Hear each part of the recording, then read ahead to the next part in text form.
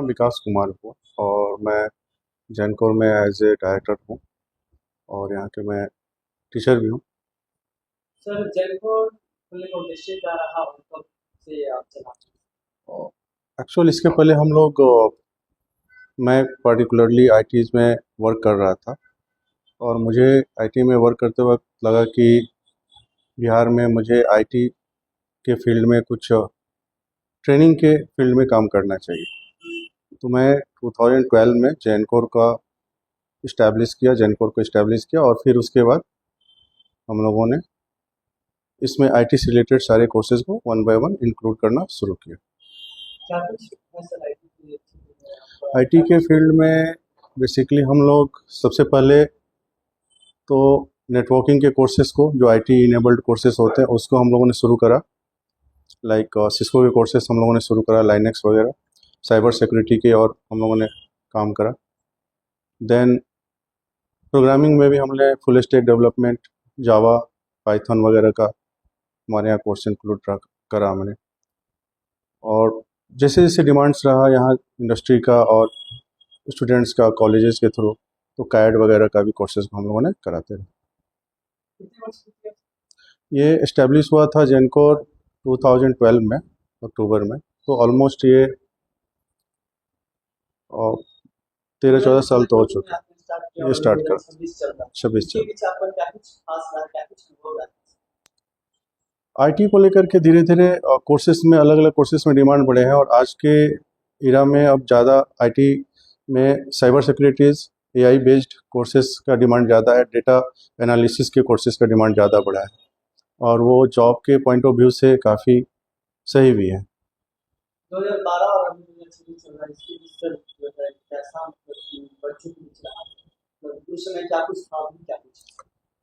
पहले ज़्यादातर basic courses का डिमांड रहता था, डेटा एंट्री के कोर्सेज की डिमांड रहती थी और उससे जॉब अच्छे से हम लोग प्रोवाइड कर पाते थे। धीरे धीरे अब आईटी इनेबल्ड में हाई जो एंड कोर्सेज हैं, एआई बेस्ड कोर्सेज हैं, प्रोग्रामिंग के जो कोर्सेज हैं, फुल स्टैक वेब डेवलपमेंट के जो कोर्सेज हैं, उसका डिमांड बढ़ रहा है।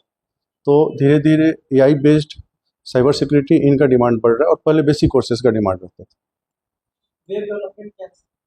वेब डेवलपमेंट जैसे कि आप कोई वेबसाइट पे जाते हैं और एक वेब पेज ओपन करते हैं तो एक आपको अच्छा सा वेबसाइट खुलता है, तो उसके लिए डेवलपर को पहले उस वेबसाइट को डेवलप करना होता है using different languages. Python based होता है, पीएचपी बेस्ड होता है, जावा बेस्ड होता है। तो उस वेब पेज को डिज़ाइन करना होता है डेवलपर के थ्रू और फिर उसको होस्टिंग करना होता है सर्वर पे।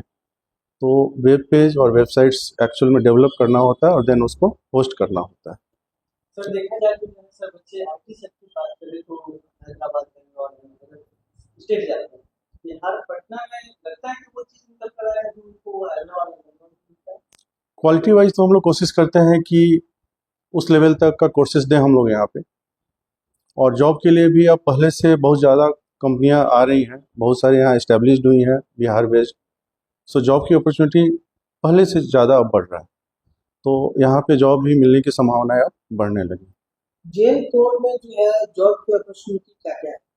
और यहाँ से जो लड़के जब कोर्सेज को कंप्लीट करते हैं तो हम लोग कोशिश करते हैं कि यहाँ के ही बेस्ड जो कंपनियाँ हों, पटना बेस्ड या बिहार बेस्ड, जो भी कैड से रिलेटेड या प्रोग्रामिंग के बहुत सारे ऑन साइट डेवलपमेंट वाले कंपनियाँ हैं, तो उनके यहाँ हम लोग जब उनकी रिक्वायरमेंट के हिसाब से स्टूडेंट्स का इंटरव्यू कराते हैं और जब वो सक्सेसफुल रहते हैं तो उनको फिर एज ए इंटर्न और या फिर पार्ट टाइम उनको पहले जॉब देते हैं। फिर उनका अगर सही रहता है, कार्यकाल वहाँ पे अच्छे से काम करते हैं, तो फिर उनको परमानेंट भी वो लोग रख लेते हैं। डेवलपमेंट सर सीखने में कितना वक्त लगता है?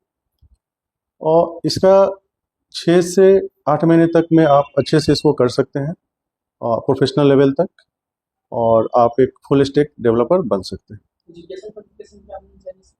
बेसिकली इसका एजुकेशन क्वालिफिकेशन एकेडमिक ज़्यादा मायने नहीं रखता है, बट फिर भी 10+2 के बाद इसको किया जा सकता है।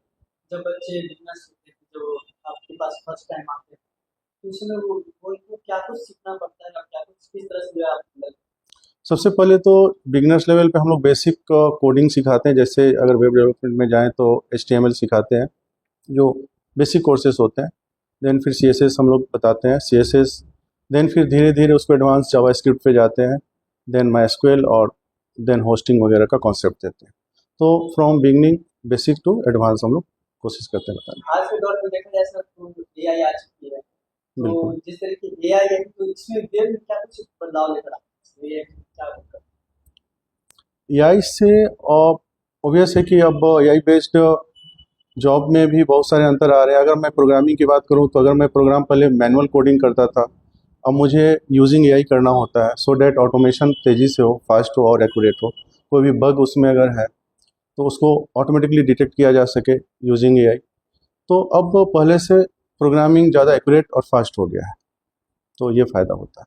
क्या सर यहाँ पर क्लासेस चलती हैं, लाइव चलती हैं या फिर ऑनलाइन? दोनों मोड में चलता है हमारा क्लासेस, हाइब्रिड मोड में है, तो ऑफलाइन मोड में भी है और ऑनलाइन मोड में भी है। जिनको जिस तरीके से रिक्वायरमेंट होता है वो अपना अडॉप्ट करते हैं और चूज करते हैं।